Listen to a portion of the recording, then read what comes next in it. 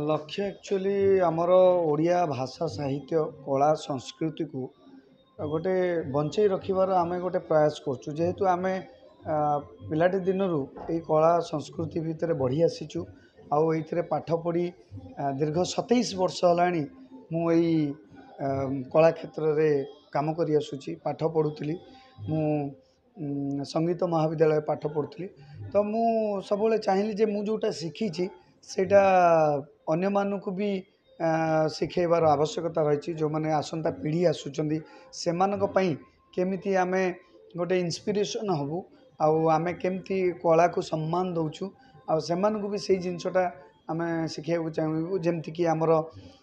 मोर जेमति छुआ को मु सबले चेष्टा करछि से भी गोटे कलाकार हो आउ संस्कार शिखु संस्कृति आमर भाषा परंपरा कहीं आजिकल इंग्लिश मीडियम रे पढ़ी कि पिला माने ये सब भूली जाउछन आमर ओडिया भाषा सहित एते मधुर एते सुंदर से आमर यहाँ गोटे चेष्टा जे आमे कला को बंचई रखिबा सहित जो माने जो कलाकार मानकर अवदान रही सी जो क्षेत्र सब रही नृत्य हो कि अभिनय हो कि नाटक कि संगीत जो जो कलाकार मान जार से फील्ड रे जो मानकर अवदान रही से मानक आमे सम्मानित करुचु यात्रा सन्यासी फकीर मोहन साणी और यात्रा सन्यासी फकीर मोहन साणी के सेटा आपण माने भल भाव जानी तो सी यात्रा सन्यास ग्रहण करथिले आउ तांकर अवदान अतुलनीय यही जस्ट 1 मंथ ब्रेक नहीं कारण यही जो मु महोत्सव करुच्ची यहाँ अन्यतम सर्वबृहत महोत्सव कहीं ना आमर यहाँ जातीय एवं आंतर्जातीय स्तर नृत्यशिल्पी ओडिसी नृत्यशिल्पी जमती कि सुजाता महापात्र मैडम जी परफॉर्म कर जड़े गुरु ओडिसी क्षेत्र से अनेक वर्ष धरी तांकर तपस्या जारी रखिछन्ती स्वर्गत गुरु केलुचरण महापात्र से बहु आउ से सबू जिनस परिलक्षित हुए तेणु ता सहित आमर जो माने अभिनेता अभिनेत्री माने अछन्ती से माने जातीय एवं अंतर्जातीय स्तर नाटक क्षेत्र में अनेक नाटक करी ख्यात अर्जन करछन्ती तेणु मु भावुची एटा गोटे सठिक मंच जोटी आमे कला एवं कलाकार मानक सम्मानित करि परिबु आमर 6 वर्ष हो गला 2019 रे आरंभ होइतिला किंतु आमर ए जारी रही यात्रा सन्यासी फकीर मोहन साणी सम्मान उत्सवटा एटा आमर 16 वर्ष हलाणी जारी रही आमर नृत्याभिनय माध्यम रे 3 वर्ष चेष्टा रही सब बेले किछि ना किछि नुआ करिवु आ जहा करूछु ए वर्ष जहा त्रुटि रोची ताकू आहुरी माने ताकू ठीक ठाक करिकी आमे आगु को आहुरी केमती भलरे करि परिबु आम माने जहाँ भी आमर गोटे चिंताधारा नहीं कि आमे चालीचु ताकू ताधर किपरि सफल हो पारिबु आमे सब कार्यक्रम आपण जानिया को चाहूचंती प्रथम कथा हला जे मोर जत्ते आमर नृत्याभिनय जत्तिक छात्र छात्री अछंती से माने समस्ते माने ई जो आमर होउची उत्सव ताधरे से माने तांकर कला प्रदर्शन करूचंती तो आर वर्ष जत्तिकी करथिले ताठू अधिक मात्रा रे करूचंती तो एई भली भाबरे आमर जहाँ जहाँ सब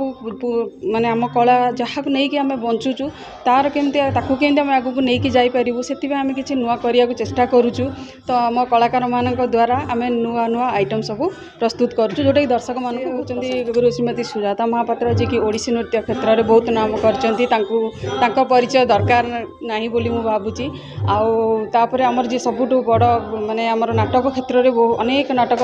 करिकी से बहुत सुख्याति अर्जन करचंती प्लस हमर जो उत्कल संगीत महाविद्यालय अच्छी सेठी से बहुत वर्ष है कार्यरत अच्छा बहुत माने से माने तांकर जीवन पूरा कला प्रति से माने उत्सर्ग करिसेंती तेणुक आम से लोक मान सब बेले सम्मानित करने आमर प्रचेषा आमर श्रीमती सुजाता महापात्र आज नृत्याभिनय मत ये आमंत्रित कर सम्मानित कर शत धन्यवाद दूची लिकुन को आ वंदना को लिकुन आ वंदना से जो नाटी रखी नृत्याभिनय ता भीतर बहुत मीनिंग अच्छी जड़े नृत्य करे एवं जड़े अभिनय करे एवं दी जन जाक सफलता पाई से नृत्य अभिनय करकी तेणु से मत आमंत्रित करचंती एवं जो फकीर मोहन साहाणी सम्मान रे सम्मानित करचंती सेथिपाई मु तांको साधुवाद जनाउची ए अनुष्ठानर उत्तरोत्तर उन्नति हो बोली मु डेफिनेटली जगन्नाथ निकट रे प्रार्थना करी तांकर प्रचेष्टा जो फर्स्ट टाइम करथिले ସେତେବେଳେ କେତେ କୁନି କୁନି ପିଲା କେବଳ 10-15 ଜଣରୁ ଷ୍ଟାର୍ଟ ହେଇଥିଲା, ଏବେ ସେଇଟା 45 ପର୍ଯ୍ୟନ୍ତ ପହଞ୍ଚିଲାଣି। ତେଣୁ ଏଇଠୁ ବୁଝିପାରୁଥିବେ ଯେ ସେମାନେ ନିଶ୍ଚିତ ଚେଷ୍ଟା କରୁଛନ୍ତି ଆମର ଭାରତୀୟ ସଂସ୍କୃତି ଏବଂ କଳାକୁ ବଞ୍ଚେଇ ରଖିବା ପାଇଁ। ନୃତ୍ୟାଭିନୟର ମଧ୍ୟ ତୃତୀୟ ବାର୍ଷିକ ଉତ୍ସବ ଏ ଅବସରରେ ମୁଁ ଯେଉଁମାନେ ଏହି ସଂସ୍ଥା ସହିତ ସଂଶ୍ଳିଷ୍ଟ ଅଛନ୍ତି, ବିଶେଷ କରି ସାନ ଭାଇ ଲିକୁନ ଏବଂ ସ୍ୱାଗତିକା ସମସ୍ତଙ୍କୁ ମୋର शुभेच्छा जनाऊँगी, अभिनंदन जनाऊँगी ଏବଂ ଏ ସମ୍ମାନ ନିଶ୍ଚିତ ଭାବରେ ଅନେକ କଳାକାରଙ୍କୁ ଆଗକୁ ଯିବା ପାଇଁ ପ୍ରୋତ୍ସାହନ ଦେବ। କହିବି କଳାକାରମାନଙ୍କ ପାଇଁ ଗୋଟିଏ ଗୋଟିଏ ପାହାଚ, ଯେଉଁ ପାହାଚରେ କି ସେମାନେ ଆଗକୁ ବଢ଼ିବା ପାଇଁ ଗୋଟିଏ ସେମାନେ ସ୍ୱପ୍ନ ଦେଖିବା ପାଇଁ ଆଗକୁ ବଢ଼ିବା ପାଇଁ ସେମାନଙ୍କୁ ଉତ୍ସାହ ଯୋଗାଇବ। ଏବଂ ନିଶ୍ଚିତ ଭାବରେ ଆଜିର ଦିନରେ ଯେଉଁମାନେ ସମ୍ମାନିତ ହୋଇଛନ୍ତି ସମସ୍ତଙ୍କୁ शुभेच्छା ଜଣାଉଛି।